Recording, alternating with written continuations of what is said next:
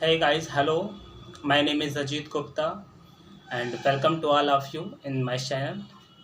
तो गाइस आज हम लोग क्या पढ़ेंगे। आज हम ये बता रहे हैं कि आपको इलेक्ट्रॉनिक कॉन्फ़िगरेशन कैसे निकाला जाता है। ओके, तो first of all electronic configuration बहुत इजी है, आप बहुत इजीली से निकाल सकते हैं। नो शॉर्ट ट्रिक, हमें कुछ रूल्स फॉलो करने होते हैं। जैसे कि कोई डिपार्टमेंट होता है तो वहाँ पर कुछ रूल्स फॉलो करने होते हैं, तभी जाकर एक रिज़ल्ट निकलता है। कोई भी गवर्नमेंट डिपार्टमेंट हो या फिर प्राइवेट डिपार्टमेंट हो, तो वहाँ पर कुछ रूल फॉलो करने होते हैं किसी वर्क को कंप्लीट करने के लिए। कुछ रूल्स होते हैं, ऐसे यहाँ भी कुछ रूल्स होते हैं हमें इस टास्क को कंप्लीट करने के लिए। किस टास्क को? इलेक्ट्रॉनिक कॉन्फ़िगरेशन के टास्क को कंप्लीट करने के लिए कुछ रूल्स होते हैं, उन रूल्स को हमें ध्यान से पढ़ना चाहिए।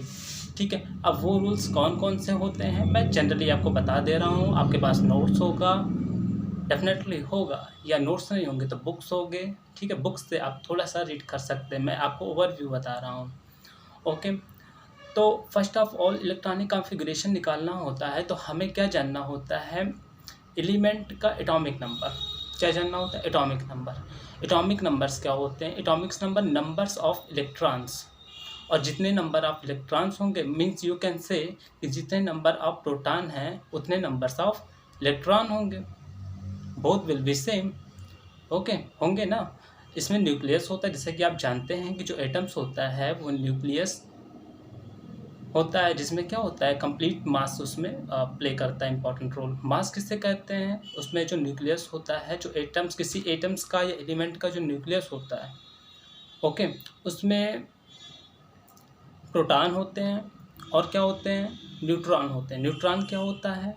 Number of proton and electron उतने ही नंबर होते हैं, मतलब सेम नंबर होते हैं, तो वो न्यूक्लियस में होते हैं। मतलब सिंपली वी कैन से कि जो न्यूक्लियस होता है, न्यूक्लियस में प्रोटॉन्स होते हैं और इलेक्ट्रॉन और न्यूट्रॉन होते हैं। दोनों किस में होते हैं? न्यूक्लियस में होते हैं। और जो इलेक्ट्रॉन्स होते हैं वो उसके चारों तरफ घूमते रहते हैं, बहुत स्लोली नहीं, बहुत स्पीड से घूमते रहते हैं। ठीक है, और वो क्या फॉर्म करते हैं? एक क्लाउड फॉर्म करते हैं। क्या फॉर्म करते हैं? क्लाउड।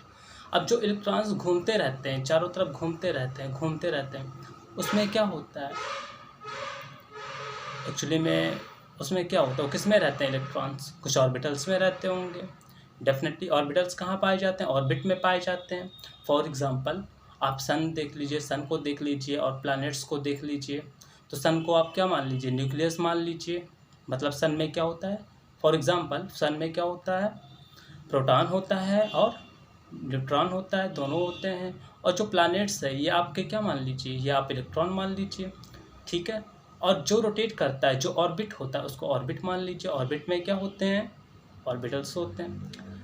ठीक है, अब आप जानते होंगे कि ऑर्बिटल्स कितने टाइप्स के होते हैं, कितने ऑर्बिटल्स होते हैं, कितने ब्लॉक्स होते हैं। ठीक है, तो कितने ब्लॉक्स होते हैं? S block element, P block element. जब आप पीरियोडिक टेबल देखेंगे तो उसमें सारी चीज़ें पता होंगी। ठीक है, उसमें क्या होता है? एस ब्लॉक एलिमेंट होता है, ओके, पी ब्लॉक एलिमेंट होता है, डी ब्लॉक एलिमेंट होता है, एफ ब्लॉक एलिमेंट होता है, जिन्हें लेथेनाइट सीरीज़ और एक्टिनाइट सीरीज़ कहा जाता है।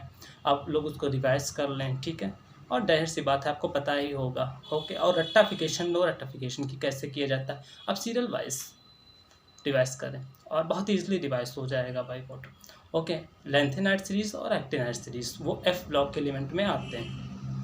और अगर आप ट्रांजिशन एलिमेंट की बात करते हैं पीरियोडिक टेबल में, तो वो क्या होते हैं? डी ब्लॉक के एलिमेंट में आते हैं। किस में आते हैं? डी ब्लॉक के एलिमेंट में आते हैं। ओके, ये सारे मेटल्स होते हैं। ओके, आई थिंक ये क्लियर हो गया होगा। फिर हम लोग बात कर रहे थे इलेक्ट्रॉनिक कॉन्फ़िगरेशन को निकालने के लिए। तो सिंपली इलेक्ट्रॉनिक कॉन्फ़िगरेशन को निकालने के लिए मैंने कुछ रूल्स बताने की बात कही थी। तो रूल्स कौन कौन से होने चाहिए?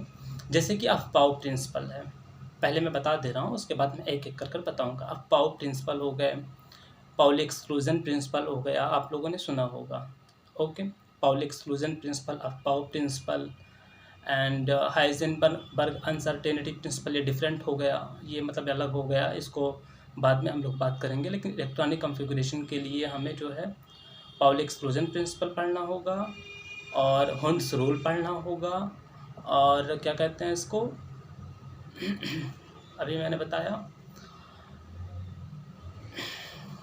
Sorry guys, Pauli exclusion principle, Hund's rule और एक हो गया अबाव प्रिंसिपल। ओके, ये तीनों प्रिंसिपल हमें पता करनी होती हैं, क्योंकि इलेक्ट्रॉन जो फिलअप होते हैं इन सारी चीज़ों में तो इन्हीं के बेसिस पर होते हैं। अब फर्स्ट ऑफ ऑल हम यहाँ बात करेंगे पाउली एक्सक्लूजन प्रिंसिपल कि क्या होते हैं Pauli exclusion principal.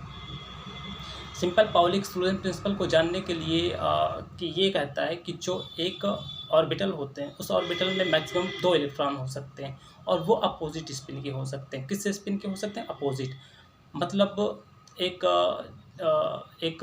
Opposite spin का मतलब 2 इलेक्ट्रॉन होते हैं। आप लोगों ने देखा होता है एक ऑर्बिट बॉक्स बना हुआ होता है, उस बॉक्स में 2 अपोजिट स्पिन के इलेक्ट्रॉन होते हैं। ओके, तो ये पाउली एक्सक्लूजन शो करता है। ठीक है, हुन्स रूल क्या करता है कि जो ऑर्बिटल्स होते हैं उसमें पहले सिंगल इलेक्ट्रॉन फिल हो जाएंगे, सिंगल इलेक्ट्रॉन पूरे ऑर्बिटल्स में। उसके बाद जो बचेगा फिर वो शुरू से स्टार्ट होगा। फॉर एग्जांपल ले लें, एग्जांपल के लिए पी ऑर्बिटल ले लेते हैं, तो पी ऑर्बिटल में मैक्सिमम कितने इलेक्ट्रॉन्स हो सकते हैं? 6 इलेक्ट्रॉन हो सकते हैं। डेफिनेटली 6 इलेक्ट्रॉन्स हो सकते हैं। 6 इलेक्ट्रॉन्स आपके पास सपोज दैट 5 इलेक्ट्रॉन्स हैं और आपको उसमें फिल करना है। तो सबसे पहले मतलब मेथड ये होता है अकॉर्डिंग टू हुन्स रूल कि उसको पहला इलेक्ट्रॉन्स जो जैसे कि पी ऑर्बिटल्स की बात कर रहे हैं तो एक ऑर्बिटल्स को XYZ हम ऐसे नाम दे देते हैं। ठीक है, XYZ, जैसे एक बॉक्स हो गया, 2 बॉक्स हो गया, 3 बॉक्स हो गया। Sorry to say but there is no any board. Okay, और फिर बोर्ड आ जाएगा, फिर हम आपको अच्छे से उसको एक्सप्लेन कर देंगे, बट ओवरव्यू आप ले लीजिए कैसे करते हैं।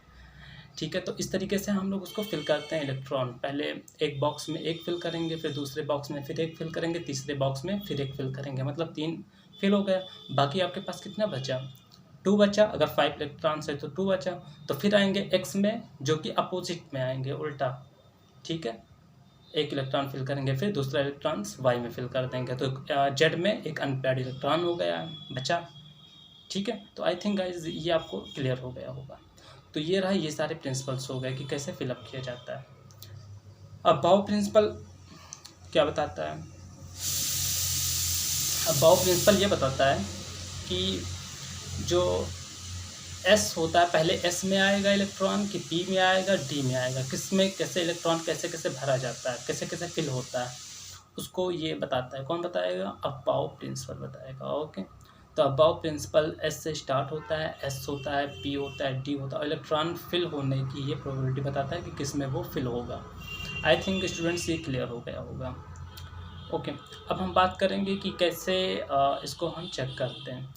तो इसमें एक सीरीज़ होता है, जैसे कि अकॉर्डिंग टू अबाउ प्रिंसिपल पहले फर्स्ट एस में इलेक्ट्रॉन फिल होंगे, फिर उसके बाद में 2sp 2s जो सेकंड ऑर्बिट होता है वो T2sp। 2 क्यों लगा है? 2 क्यों लगा है? क्योंकि वहाँ पर जो नंबर्स होते हैं वो कितने होते हैं? 8 होते हैं। कितने होते हैं? मैक्सिमम इलेक्ट्रॉन्स 8 हो सकते हैं। ठीक है, ये विदाउट बोर्ड से थोड़ा बताना डिफ़िकल्ट हो जाता है, बट आप लोग अंडरस्टैंड कर सकते हैं कि कैसे हम इनको फिलअप करते हैं। तो आगे हम इसका अरेंजमेंट करेंगे। तो फ़िलहाल आपको जनरली कुछ चीज़ें क्लियर हो गई, तो आप सबसे पहले एक बार उसको पढ़ लें, रिवाइज़ कर लें कि अब बाउ प्रिंसिपल क्या होता है और पाउली एक्सक्लूजन प्रिंसिपल क्या होता है, हुन्स रूल क्या होता है। इन तीनों पॉइंट्स को आप अच्छे से रीड कर लें, मैंने ओवरव्यू बता दिया है। Okay, Aufbau principle, Hund's rule कैसे फिल करते हैं, वो अपोजिट इंडिकेट करता है। कौन अपोजिट इंडिकेट करता है? पाउली एक्सक्लूजन प्रिंसिपल कि इलेक्ट्रॉन अपोजिट फॉर्म में फिल होते हैं। ओके, तो इस तरीके से आप लोग को यहाँ पढ़ना है। ओके, तो ये सारी चीज़ें आप कंप्लीट कर लीजिए, आगे फिर हम डिस्कस करेंगे इस चीज़ को लेकर के। ओके, तो आई होप कि आपको कुछ हद तक क्लियर हो गया होगा। ठीक है, तो फिर हम आगे डिस्कस करेंगे। Okay, have you nice day.